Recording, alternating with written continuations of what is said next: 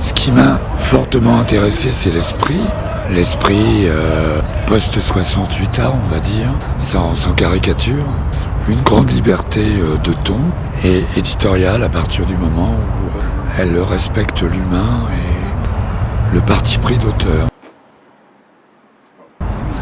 Je pense qu'il y a une centaine de titres qui pourraient être qualifiés sous forme de collection. C'est difficile pour moi d'en juger. Je pense que ce serait plus un regard extérieur qui serait peut-être capable de trouver un cheminement dans tout ce qu'on a pu produire pendant ces années. Donc voilà, il y a d'une part un contenu historique.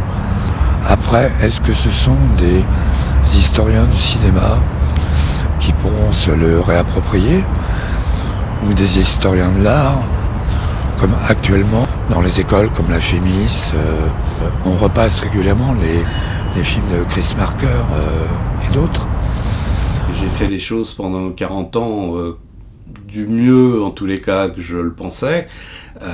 Voilà, après, aux autres de tourner la page et en tous les cas, voilà, je laisse les films qu'on a pu faire en témoignage de notre activité, quoi.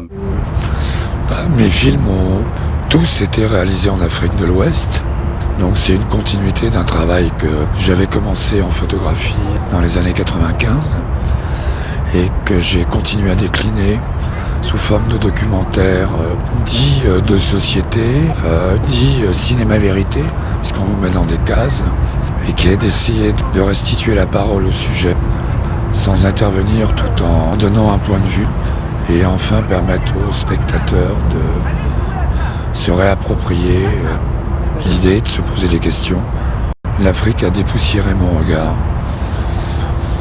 Il y a quelque chose qui m'a profondément touché, cette rage de vivre au quotidien,